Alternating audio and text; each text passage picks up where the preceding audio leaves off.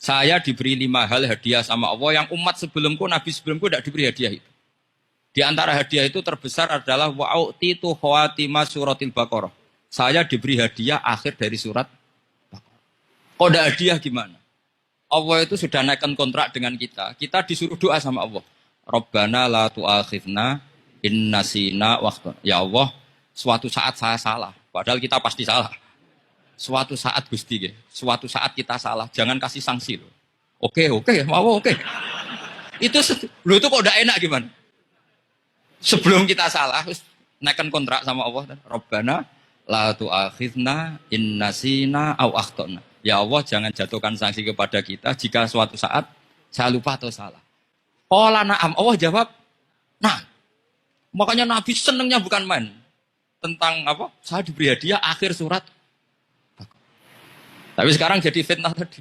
Yang kiai NU baca itu dipakai tahlilan. Kadang-kadang yang baca agak paham. Yang kritik juga agak paham. Jadi ya sudah innalillahi wa inna ilaihi raji'un. Sebetulnya itu diabadikan di tahlil itu karena itu surat yang luar. Tapi sebagian yang baca agak paham. Sehingga ya dingin saja wong enggak paham.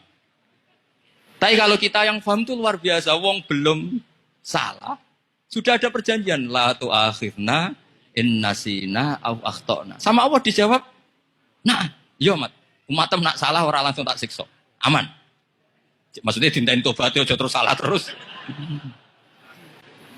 Kayak apa? Makanya beda. Nabi itu begitu bangganya dengan surat akhir surat apa? Baqarah. Terus tafsir kedua. Umat ini adalah umat yang sifat Allah itu selalu aktif dan dua-duanya. Dua-duanya aktif. Ini perlu saya sampaikan berkali-kali. Dua-duanya aktif. Jika orang soleh itu nggak boleh mengadili orang dolim. Itu umatnya Rasulullah SAW. Begini logikanya ya. Pernah ada cerita. Ada orang soleh sedang sujud. Diinjek sama orang fasik. Al-asi lah orang fasik. Karena orang soleh ini diinjek. Orang soleh, bawaan orang soleh itu ya kadang gampang marah. Bawaan orang soleh. Tapi pas marah itu nyatut nama Allah. Fawawahi la yaghfiru laka. Pakai nama Allah. Andai kan dia bilang, asemane kue itu malah gak apa-apa gitu. Karena misoh-misoh sendiri itu kan urusan dia. Tapi pakai namanya Allah. Fawawahi la yaghfiru laka. Allah tidak akan ngampuni kamu. Itu Allah langsung memberi wahyu ila nabi hada zaman, ke nabinya zaman ini.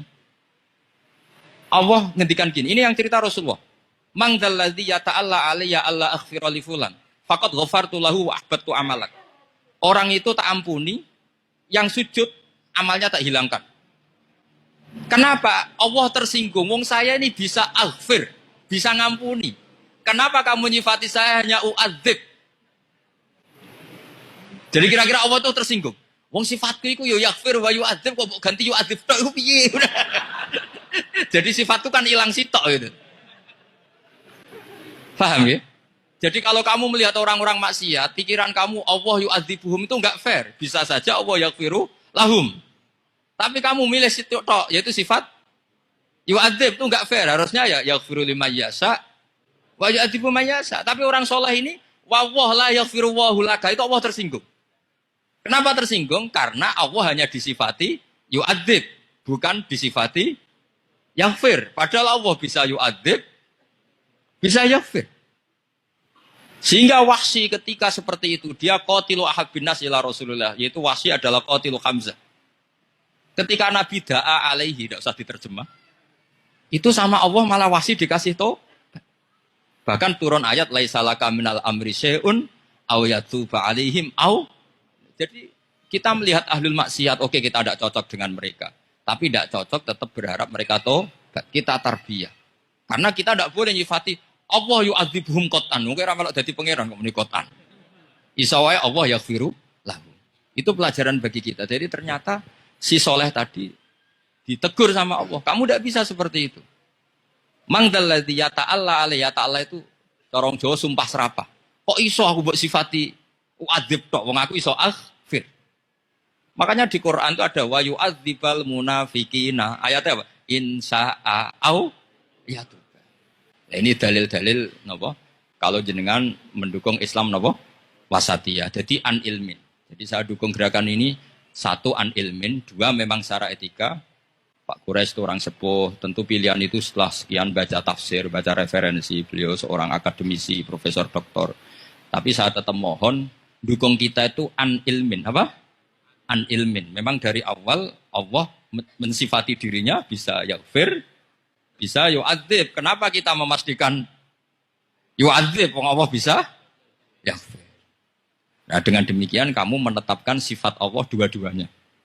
Jadi yang soleh ya tetap khawatir, jangan-jangan ada masalah. Yang fasik pun tetap ada harapan. Makanya masyhur dawe Sayyidina Ali yang dikutip hampir semua ulama, apa? Ala unabbiukum fil faqih kulal faqih. Apa perlu saya ceritakan siapa yang ahli fikih sebenarnya?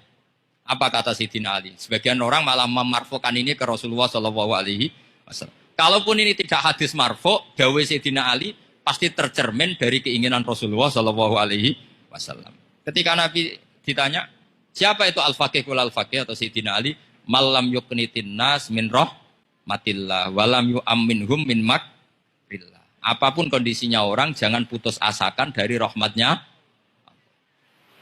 Sehingga Nabi itu pernah sangat serius ngadepi orang-orang fasik. Tapi setelah dimultazam sama Allah ditegur. Kalau kamu begitu, rahmat saya, kata Allah, kamu batasi. Semenjak itu Nabi terus rileks. Dan Nabi kalau ibadah itu mesti milih yang paling gampang. Ma khayyara Rasulullah sallallahu alaihi wasallam amrayni ilahtaron apa? Aisarahuma, pasti milih yang paling gampang. Termasuk Nabi unik itu tofa rogiban. Semua sahabat itu tofu musyatan, semua tawaf secara jalan. Tapi Nabi tofa rogiban. Jika kata ulama-ulama usul fikih, afdal mana? Ya afdal tawaf secara jalan karena al-ajur bi qadrit. Tapi untuk Nabi itu afdal tofa rogiban. Kenapa?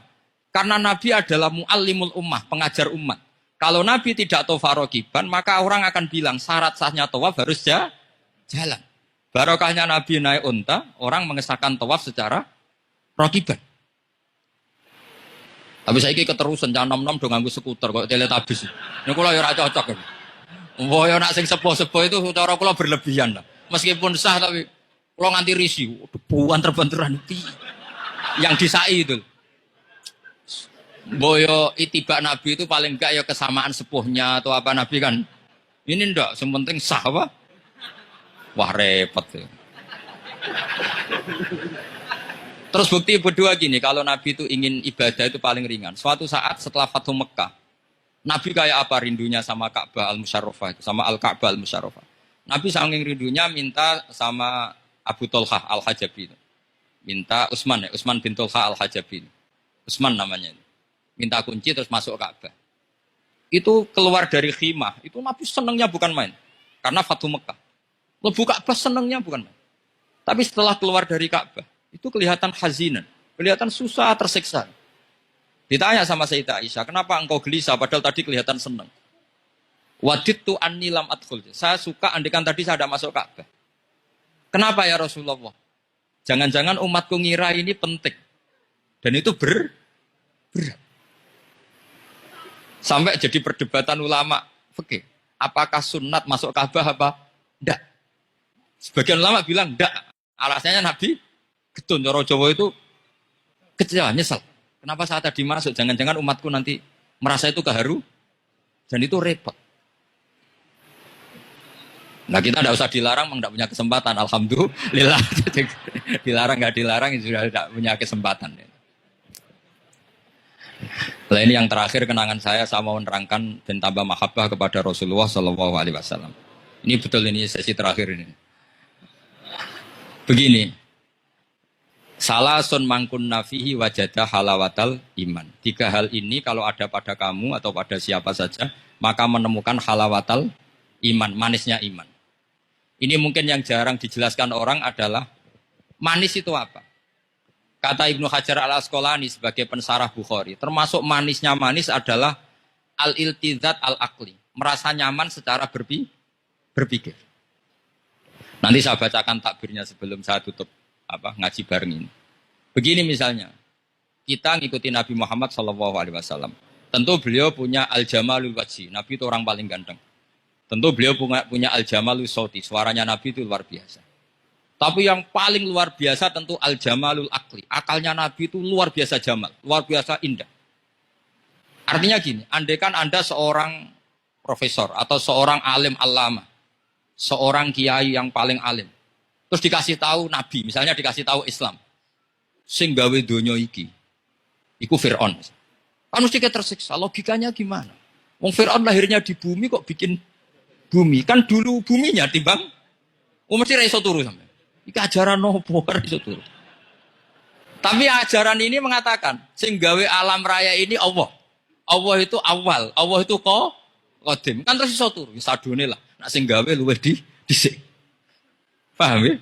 Terus sing gawe ku ala kulli syai'in qadir wis sadone lah, jenenge gawe alam mesti ala kulli syai'in. Nah, terus misalnya diajak paham ateis. Alam ini ndak ada, kemudian ada. Penciptanya apa? Ya ketiadaan. Oh, ora iso turu sampean. Bagaimana mungkin al-adam yakhluqu maujudan, alam yang maujud diciptakan oleh Adam. Oh, ora iso turu sampean.